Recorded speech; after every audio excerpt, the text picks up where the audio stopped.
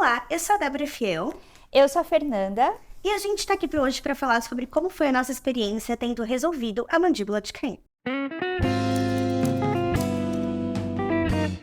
Bom, se você caiu de paraquedas nesse vídeo, A Mandíbula de Caim é um livro quebra-cabeça. E que significa?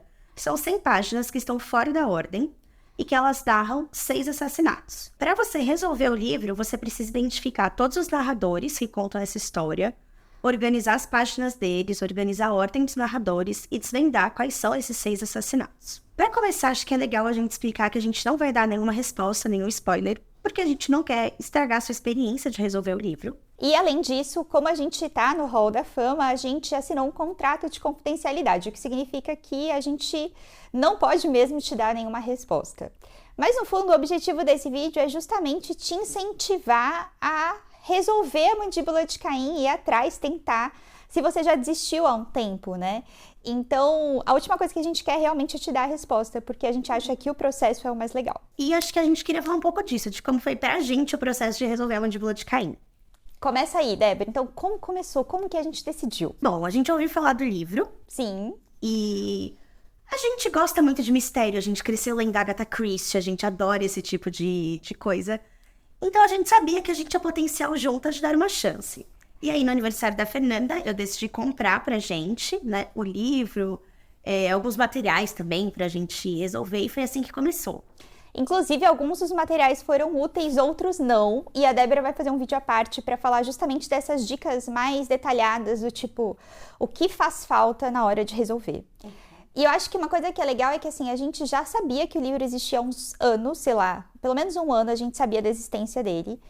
E a gente estava procrastinando de comprar, porque a gente estava muito apegada a essa discussão de é impossível resolver, só 2 pessoas no mundo tiveram a inteligência de resolver. E aí a gente estava meio assim, nossa, será que a gente vai ser a terceira pessoa do mundo, assim? Claro, quando a gente pegou o livro, algumas outras pessoas já tinham resolvido, mas eu acho... das 18ª. A gente inclusive vai contar da saga de mandar o gabarito, mas eu acho que esse marketing de é impossível, ele não ajuda muito, porque não é impossível, né? Ele afasta algumas pessoas que têm interesse, mas que já pensam de cara, nossa, eu não sou tão inteligente assim pra estar entre os únicos 20 do mundo, sei lá. E também, assim, por outro lado, eu acho que tem uma galera que começa achando, assim, que vai resolver em uma semana. E aí, no terceiro dia, não conseguiu evoluir e desiste. Então, assim, também acho que você tem que começar com a mentalidade certa de vai demorar, vai levar um tempo e é isso. Eu acho que foi muito isso que a gente fez, certo? Eu acho que foi muito legal pra gente, é que a gente não começou no, nossa, com certeza vamos conseguir. A gente começou do, olha, é muito provável que a gente não consiga. Mas a gente vai dar o nosso melhor, a gente vai tentar e a gente vai tentar se divertir com a experiência. E eu acho que foi isso que fez com que a gente não se frustrasse, com que, mesmo demorando um tempo, eu acho que a gente demorou o quê? Uns 3 meses para resolver, mais ou menos? Um pouco menos, eu acho. Um pouco menos. Mas de qualquer forma, a gente ainda estava se divertindo e não estava com aquele peso. Eu acho que a gente começou com a mentalidade de, olha, se levar 6 meses, levou. Se levar 1 ano, levou. Se a gente nunca conseguir, tá tudo certo também. Se a gente conseguir resolver um assassinato, tá ótimo. Inclusive, a gente se colocou a meta de tirar uma foto a cada assassinato, fazendo o número. Eu vou botar aí na tela pra vocês. E a gente achou que já nem tirar foto nenhuma, né? Primeira já foi, uau, uma grande conquista. Exatamente. E assim, demorou um pouco pra primeira acontecer. Eu acho que ela deve ter acontecido ali um mês depois que a gente, de fato, começou. E aí depois vai sendo mais rápido, mas eu acho também que é importante se preparar para levar um tempo para resolver. Somos pessoas adultas que trabalham, então às vezes a gente só conseguia mexer nesse livro no final de semana. Então é natural que você leve bastante tempo e tá tudo bem, porque essa é a brincadeira. E eu acho que algo que a gente percebeu é que, assim, a gente realmente demorava muito, às vezes, pra descobrir um narrador, descobrir uma vítima, entender o que era uma cena. Só que quando a gente descobria, era muito recompensador. Então, valia a pena todo aquele esforço que a gente tinha tido, né? Exatamente. E é muito comum também você gastar horas da tua vida numa pista que não vai dar em nada. Então, às vezes, ele fala um nome ali no meio, você fica obcecada. E aí, você fica lá, tipo, não, vou ter que ler sobre isso. E você estuda aquele assunto por 5 horas e depois aquilo não leva a lugar nenhum. Então, faz parte também chegar nesses pontos, nesses becos sem saída. Se você folheou o livro, você deve ter visto que a palavra Henry aparece muitas vezes. Ela é importante, né? Não vamos entrar aqui em detalhes. Mas eu lembro que eu botei na minha cabeça que tinha a ver com o assassino em série famoso H.H. Holmes. Já vou dar uma dica pra você não cair nesse buraco de coelho, não tem nada a ver. Mas eu fiquei uma semana investigando as mortes, a história, as datas, vendo se tinha a ver. E aí não deu em nada, eu tive que desistir e procurar outras pistas. Mas por mais que tenha esses momentos que talvez seja um pouco frustrante, quando você entende de verdade, você faz um avanço real, vale muito a pena. Vale muito a pena. É uma liberação de dopamina, assim, ó, que você fica viciada em resolver o livro. Mas eu acho que uma coisa que a gente pode comentar é como começar, porque eu e Débora começamos de jeitos diferentes. Então, eu vou falar como eu comecei, porque eu acho que eu comecei do jeito mais óbvio, e a Débora fala como ela começou. Então, ela me deu de aniversário, a gente tinha cada um o seu livro, né? E eu decidi começar lendo as páginas na ordem. Então, eu fui lá, primeira página, li tudo, fui fazendo anotações. Então, a ideia é que você, nessa primeira leitura, tente identificar narradores, se o narrador é do gênero masculino ou feminino, tente identificar algumas pistas, dias, horários, citações, a gente vai falar um pouco melhor sobre isso também. Mas nessa primeira leitura a gente já vai em cada página tentando caçar pistas. E eu fui na ordem que o livro deu, né? Então eu fui da primeira até a 100ª. E eu fui num freestyle. Eu comecei a ler algumas, aí tinha algumas páginas que pareciam muito densas, com muita coisa, outras muito curtas. E eu fui lendo numa ordem um pouco aleatória e percebendo alguns padrões. Acho que aí eu perdi algumas páginas que talvez a Fernanda tenha visto com mais detalhes. Mas aí eu peguei algumas dicas que já estavam bem mais pro final e que ajudaram a fazer sentido em narradores ou em situações que estavam lá no começo. Então eu acho que a gente ter tido uma abordagem diferente foi legal, porque aí a gente conseguia, quando a gente se reunia, passava informação uma para outra e tinha mais coisa pra gente trocar. E aí, em retrospecto, eu acho que faz todo sentido você ler na ordem que você quiser, porque afinal de contas, aquela ordem que tá lá mostrada pra você do 1 ao 100 é totalmente aleatória. Inclusive, tem gente que fala, não, existe um padrão, eu vou descobrir. Mentira, não tem padrão, tá? Não, você não vai achar uma progressão geométrica escondida, não é assim. Realmente não tem um padrão, é uma ordem aleatória. Então, tanto faz a ordem que você vai ler. Eu acho que a única coisa que é legal é você ir, tipo, marcando. Essa eu li, pra você depois não ficar lendo várias vezes a mesma página. Todas as suas anotações de lápis, que você vai fazer conclusões erradas e vai ter que apagar. Sim. E a gente estava vendo também que muitas pessoas ficaram muito frustradas, porque elas falaram, eu li tudo e eu não achei a primeira página. E, gente, isso não quer dizer nada sobre a dedução. Não é o tipo de livro que a forma de você resolver é ler tudo, achar a primeira, ler tudo, achar a segunda, ler tudo, achar a terceira. Não é assim. A forma que faz mais sentido, né, que a gente acha que na verdade é possível de resolver é, primeiro você identificar os narradores, aí você vai destacando as páginas, separando montinhos de cada narrador. Aí você tem que entender qual é a lógica que ordena cada um desses narradores, colocar as páginas do montinho na ordem, e aí entender a linha do tempo, né, de qual narrador vem antes. Acho que uma dica que é importante é que tudo se passa dentro de um mesmo ano, que é o ano de 1934. E aí isso é importante por duas razões. Primeiro, porque às vezes vai ter referência a meses, e no começo a gente ficou numa dúvida de, será que é um mês de um ano diferente? E não, tudo se passa dentro de um mesmo ano. Então, se você souber o mês, você sabe a ordem. Esse narrador aconteceu em agosto, esse aconteceu em setembro. Então, obrigatoriamente, o de agosto vem antes de setembro, né? Uhum.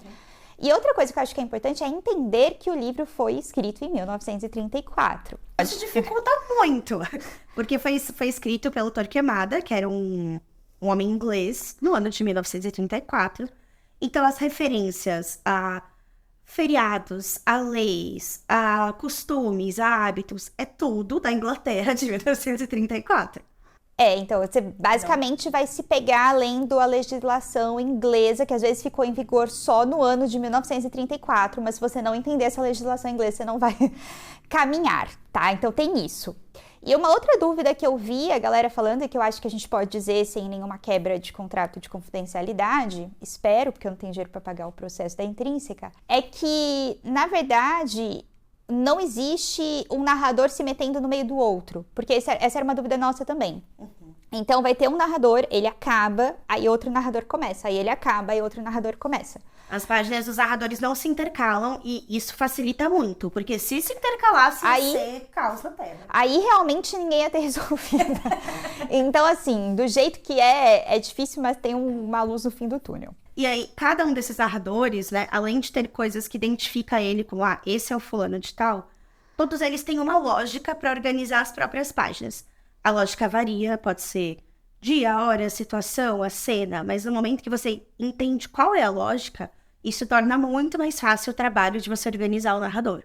E voltando num comentário que eu falei lá de 1934, acho que uma coisa que é importante entender é que qualquer coisa que você vá buscar, ela precisa ser algo que estava disponível em 1934. Então, por exemplo, é muito comum você ficar buscando datas. Aí você vai cair na Wikipedia. Existia a Wikipedia em 1934? Não existia. E aí, às vezes, a data da Wikipedia não bate com a data da fonte da época. Então, por exemplo, para datas, você vai ter que achar um livro que seja sobre datas, tá?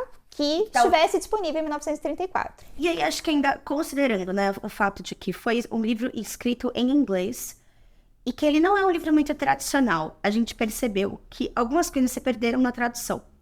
Então, uma dica que a gente dá para as pessoas é comprar a versão bilíngue. A gente tinha a versão só em português e aí a gente teve que pesquisar muitas coisas de como era escrito no original, porque às vezes isso afetava a forma com que a gente estava entendendo aquela cena. Ou então se você já comprou, que nem a nossa versão aqui é a versão em português, tudo bem, só que então tenha acesso à versão em inglês também.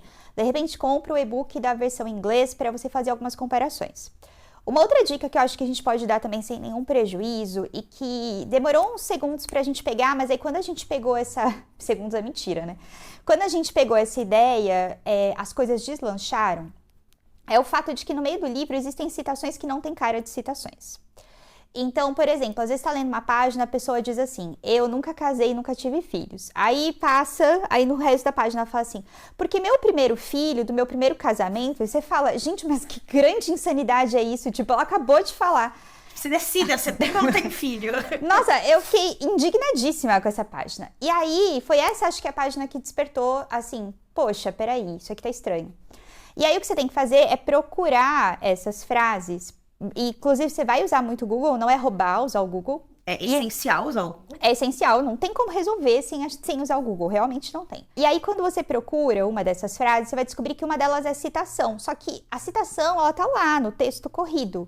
Ela não tá indicada por aspas, ela não tá indicada por nada. Então, quando você lê um texto que ele destoa do resto, às vezes o jeito que tá escrito destoa do resto, procure no Google. Okay.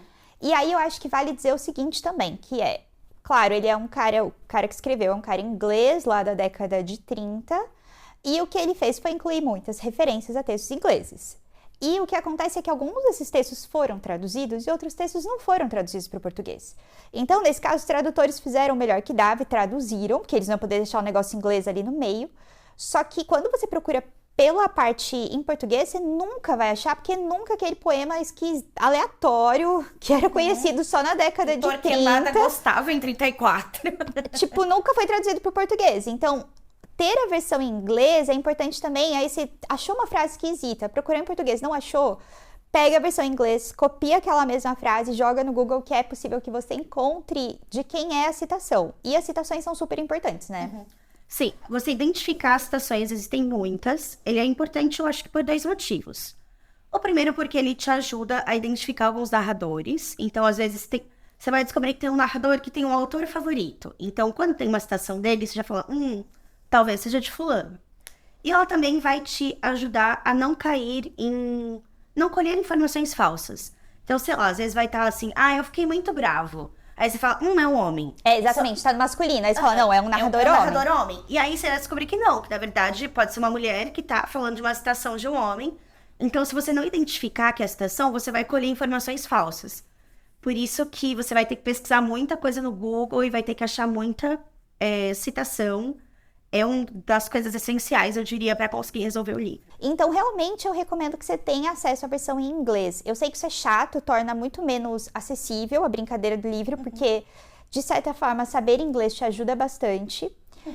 Até as fontes, por exemplo, de datas, você vai achar em inglês esse livro lá de 1934, né? Mas tá na internet. Então, realmente, o inglês aí ajuda bastante na resolução. Então, se você é uma pessoa que não fala inglês muito bem, você vai ter que usar bastante o dicionário. E tradutor, de repente, tradutor automático do Google já te ajuda e tal. Ajuda, né? Ou até, de repente, ter a ajuda de um colega que fale um pouco melhor. E aí, a gente vai entrar na parte mais importante desse vídeo. Qual que é a coisa essencial, Fernanda, pra você ter resolvido a mandíbula de Caim? Ter feito com você, com certeza. A gente só conseguiu porque a gente fez juntas. A gente nunca teria conseguido fazer separada. É assim, claro, eu acho que é realmente a dica que eu dou pra todo mundo. Desde que a gente resolveu, as pessoas vêm perguntar, tal, eu sempre falo, resolva com alguém. Claro que precisa ser alguém alinhado com você. Então, alguém que tenha uma vibe de gostar de resolver, né? Sei lá, gosta de livro de mistério, gosta de lógica. Teste de lógica. Então, não pode ser uma pessoa aleatória que mal lê, ela não vai gostar da brincadeira e ela vai acabar te desengajando. Mas fazer com alguém é bom, porque às vezes quando você tá desanimando, a pessoa tá empolgada porque ela achou uma pista e aí ela te, sabe, tipo, te pilha, não, vamos lá, vamos de novo. Você tem uma ideia, você não sabe se ela é viajada ou não. Aí você tem alguém pra falar e a pessoa opinar se aquela ideia faz sentido. É claro que tem muitas pessoas que resolveram sozinhas, mas eu acho que, além de facilitar, foi o que deixou muito mais divertida a nossa experiência a gente ter feito juntas. Sim. Então, a gente, às vezes, saía para falar disso. A gente ia num café, a gente... Fotos. A gente ia, sei lá, num café, num parque. Aí a gente levava o livro. Às vezes a gente já tinha começado a destacar as páginas, então tinha que levar as páginas todas amontoadas em clipes. E as nossas canetinhas de grifar. E aí a gente ficava discutindo as teorias. E tudo isso foi muito gostoso. Eu acho que uma outra pessoa tem uma outra visão. Então, por exemplo, teve uma coisa que a Débora sacou muito rápido e que eu ia demorar pra sacar. Ela jura que é porque ela leu fora de ordem, mas eu não sei. Era óbvio. Eu vou colocar depois a frase aqui. Tá, vai ficar a frase. E aí ela entendeu uma coisa com essa frase, só que eu não tinha chegado nessa frase ainda e eu tava sofrendo pra entender essa informação sobre esse narrador. Mas, outra coisa é que, por exemplo, a primeira narradora que a gente ordenou, a Débora teve um insight que eu não tinha tido. Talvez em algum momento eu fosse ter, mas eu não tinha tido. E aí, a hora que ela me falou, eu falei, cara, é óbvio. E no momento que a gente entendeu onde essa narradora tava, todo o resto veio fácil. Porque quando a gente entendeu onde ela tava, a gente entendeu o que ordenava as páginas dela. E foi aí que a gente conseguiu colocar na ordem e entender mais a lógica do livro também, né? E aí, você identificou um outro narrador que eu não fazia ideia de como organizar. A gente sabia quem ele era, a história dele, o objetivo dele, mas as páginas pareciam muito similares pra gente conseguir pôr na ordem. E aí, quando você entendeu a lógica, também você resolveu assim, em, sei lá, acho que 10 minutos você tinha ordenado aquele narrador. Médio, na verdade, eu tinha que sair de casa, eu atrasei pro meu compromisso, porque eu fiquei obcecada. Eu falei, não posso sair de casa enquanto eu não colocar isso na ordem, porque eu não vou conseguir me concentrar em mais nada que eu fizer fora desse lugar, então... E aí é outro ponto de alerta. A gente é um tipo de pessoa que fica um pouco obcecada. Se você é essa pessoa, entenda que você começando e gostando, isso vai virar sua vida por alguns meses. Você vai estar assim, todo tempo livre, você vai estar querendo ver o livro, ou pesquisar alguma coisa, ou raciocinar alguma coisa. Isso é incrível, mas também se você não tem muito tempo livre, pode ser um pouco difícil. Não, eu acho que tudo bem, vai, ok, mas... A gente, né, vamos deixar claro que nós mantivemos nossos empregos, nossa vida, nossa casa, ficou né, tudo bem. Tudo certo.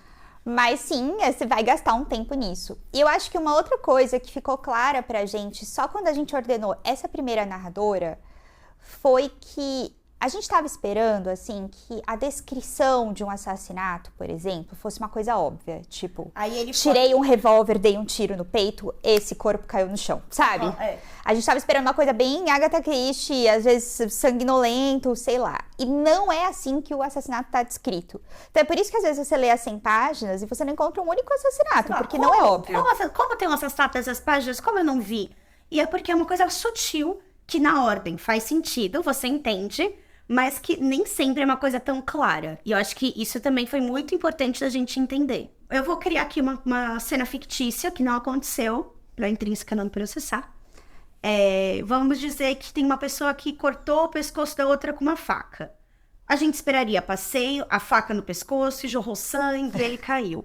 E às vezes a lâmina encontrou uma leve resistência, porém abriu o caminho. Ou nem lâmina fala assim, o objeto metálico frio na minha mão, sabe? Tipo, são coisas assim muito mais sutis e que aí, quando você ordena, você fala, putz, isso é uma faca passando no pescoço de alguém. Mas lendo fora, você não faz a menor ideia. Tipo, ele tá segurando uma colher, né? Você não faz a menor ideia do que é. É tipo sangue mesmo, nunca você vai ver, assim, sangue de jeito óbvio. Vai falar assim, e ela ficou corada, sei lá, entendeu? Substância viscosa, sei lá, um negócio muito assim. Mas nunca é uma coisa ridiculamente óbvia, nunca. Então, isso realmente eu acho que também é uma das coisas que frustra as pessoas. De como que eu li todas as páginas e eu não vi os assassinatos acontecendo. Então, meio que você precisa entrar na ideia. Depois que você entende a ideia de como tudo tá escrito de um jeito diferente, tudo, entendeu? Até um prato de comida não é descrito, tipo, isso é uma sopa. Vai estar escrito de um jeito todo fantasioso. Aí você depois vai falar, nossa, acho que essa coisa poética que representa uma sopa, entendeu? Sim. E acho que isso também foi uma coisa que a gente demorou pra pegar, mas quando a gente pegou, começou a acelerar bastante a nossa resolução. Uma outra coisa que eu acho importante dizer é que, principalmente hoje em dia, que já se passou alguns anos, tem muito spoiler na internet. Então, você tem que tomar um cuidado, porque também ficar só caçando spoiler não é resolver, não tem a graça, não tem ali a liberação de dopamina. Então, você vai ter que pesquisar coisas. Às vezes sim, tipo, usar uns fóruns que a galera tá discutindo, por exemplo, os pormenores de uma legislação, uma expressão idiomática que você não faz a menor ideia. Tudo isso ajuda, mas tem que tomar cuidado para não pegar um negócio muito pronto que vai estragar a brincadeira, vai estragar a experiência. E outra coisa, se você pegar o livro A Mandíbula de Caim ordenado e ler, não vai fazer sentido nenhum se você não tiver resolvido. Por quê? Exatamente porque é uma linguagem muito poética, muitas coisas não são tão diretas. Você muito provavelmente não vai entender. Você precisa ter pesquisado e ter entendido quais são as referências, as expressões, a cena, a intenção daquele personagem para fazer sentido. Então, você só simplesmente pegar um spoiler, além de tirar toda a graça da brincadeira, também não vai te ajudar a ter uma experiência legal. Vai continuar não entendendo. Existem livros de mistérios na ordem, seis que você quer, que você pode ler, são muito bons. Inclusive, eu tenho uma pergunta pra você, Débora, que é uma frase que ronda a internet. Esse foi o melhor livro que você leu na sua vida quando ele foi ordenado? Não. Gente, a gente discorda completamente dessa frase. Tem gente que diz que sim, gente, resolveu, né? Que ama, que é um dos melhores livros. Mas, na nossa visão, ele é um livro que ficou com algumas coisas um pouco em aberto. Então, eu não consigo dizer que é um motivo em que um livro em que as motivações são super claras, que a intenção dos personagens é muito compreensível, que você entende o arco do personagem, porque ele é um livro que tem que te dar migalhas de informação para não ficar muito óbvio, né? Então, assim, você vai ordenar, você vai entender, mas, por exemplo, é meio que como se fosse uma cascata de acontecimentos quando você ordena. Então, tipo, um assassinato leva ao outro, mas não fica tão óbvio a motivação de alguns deles, principalmente desses iniciais. Eu acho que é isso, os personagens não têm muita profundidade. Se você quer ler um livro de mistério por ler um livro de mistério, tem... Leia Agatha Christie.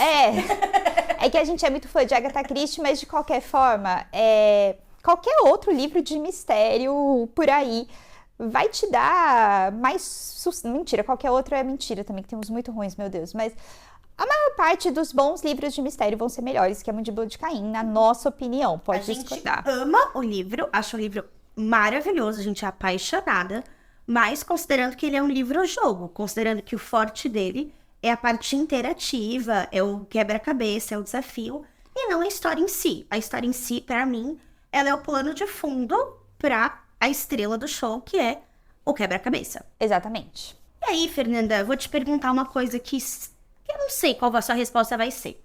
Considerando, né, que isso tomou uma parte muito grande da nossa vida, que a gente passava muitas horas, muito tempo dedicada, como que você se sentiu no momento que você terminou A Mandíbula de Caim? Cara, é uma sensação de luto, assim, de um vazio, luto é meio forte, mas de um vazio, porque aquilo tava ocupando tua cabeça, teu tempo de um jeito que quando você termina, você fala, tá, cadê o próximo, né? E aí, Fernanda, como que você conseguiu elaborar o luto da perda de Caim? Então, essa é uma história boa que a Débora vai fazer um vídeo explicando mais. Se você pedir aqui no comentário, ela vai fazer, eu vou obrigar ela a fazer. Mas o que aconteceu? A Débora me deu esse livro no meu aniversário de 2023. No meu aniversário de 2024, ela me deu um livro que ela mesma escreveu, tá? Que é um livro quebra-cabeça. E aí, o meu 6 presente... assassinatos, 6 narradores... 60 páginas... E aí eu ordenei e tal. O livro chama Avesso do Avesso. E na minha opinião ele tem 3 vantagens em relação à Mandíbula de Caim. E eu digo isso como uma pessoa que, assim, zero conflito de interesse aqui. Primeira coisa, ele é um livro brasileiro. Então ele é escrito pensando na nossa cultura, com citações da nossa cultura, com referências a coisas que são nossas, tipo festa junina, sabe? Porque aquilo é uma coisa você ler um livro que tem lá uma citação de Whitman, sabe? Que a gente não vai saber de cor. Outra coisa é ter uma citação de Clarice Lispector, Machado de Assis, que às vezes fala, isso aqui é Machado de Assis. Então é legal, sabe? Essa é uma primeira coisa vantajosa. Segunda coisa, eu acho que é uma grande vantagem que ele é um livro um pouco mais fácil que a Mandíbula de Caim. E eu acho que isso não é uma coisa que desmerece, porque eu acho que muita gente teve dificuldade com a Mandíbula de Caim, desistiu, até porque é difícil entender como resolver. Então, um livro mais fácil te dá esse passo a passo mais suavemente, né? E uma terceira coisa é que a história é bem mais desenvolvida. Que a Mandíbula de Caim você fica meio sem entender, assim, a motivação das pessoas. Nesse outro você entende o porquê que qual foi a motivação de cada um dos assassinatos. Sério, incrível. E você deve estar pensando, Fernanda, amei. Me dá aqui o link que eu quero comprar esse livro. Então agora vem a notícia ruim, que esse livro ainda não foi publicado. Débora já mandou propostas, por exemplo, para a Intrínseca, que é a editora da Mandíbula de Caim. Eles falaram que não tem interesse, que pelo jeito não tem interesse nesse tipo de livro. Então, se você tem interesse, comenta aqui, de repente marca a Intrínseca. Eu acho que é legal pra gente sentir se outras pessoas teriam interesse num livro quebra-cabeça com essa proposta, sabe? De ser brasileiro, de ser um pouco mais fácil que a Mandíbula de Caim, de ter uma história mais fechadinha. Esse é um livro que, por todo o trabalho que ele tem de correção de gabarito, de não poder vazar informação, não é um livro que eu consigo autopublicar. Embora eu tivesse essa vontade, eu acredito que eu precisaria de um respaldo um pouco maior de uma editora. Então, se você tem interesse nesse livro, conhece alguma editora que você acha que teria essa abertura para conhecer um livro quebra-cabeça brasileiro, se você conhece alguém que poderia ajudar nisso, marca, Exato. comenta, faz barulho, que isso é o que pode fazer com que o Avesso do Avesso vá para sua casa. Inclusive, se você conhece alguém que é agente literário, né, já ajuda aí a gente, porque esse mundo de editora, publicação tradicional é um mundo bem fechado, bem difícil. Então, se você tem interesse, ajuda nós aí, tá bom? Então, acho que é legal a gente contar que a gente começou no final de maio e a gente terminou no dia 26 de agosto. Dia 26 de agosto a gente sentou, escreveu o gabarito e mandou. Vou deixar a foto aí do dia que a gente mandou o gabarito. E como que funciona na Intrínseca? Se você errou, eles não te respondem. Se você acertou, eles te respondem. E eles falam que eles respondem em 30 dias, então se você não recebeu uma resposta em 30 dias é porque você está errado. E aí, a primeira vez que a gente mandou o gabarito, a gente já tinha bastante certeza de que a gente tinha resolvido, porque na hora que você resolve, meio que não tem outra possibilidade de resolução mesmo. E a gente não recebeu a resposta depois de um mês. Aí era a frustração que, né, você pode ter que lidar. E aí, assim, o que a gente acabou descobrindo, mas demoramos bastante para descobrir? Que a forma como o gabarito tem que ser preenchido não é muito óbvia. Então, Eu vou dizer como a gente achou que era, para explicar, para você ver se você pode estar cometendo esse erro. A gente ordenou as páginas. Então, vamos dizer que a primeira página do livro é a número 33. A gente foi lá e embaixo do número 1 a gente colocou 33. Aí a segunda página é a 81. A gente foi lá e colocou 81. Essa é a ordem errada.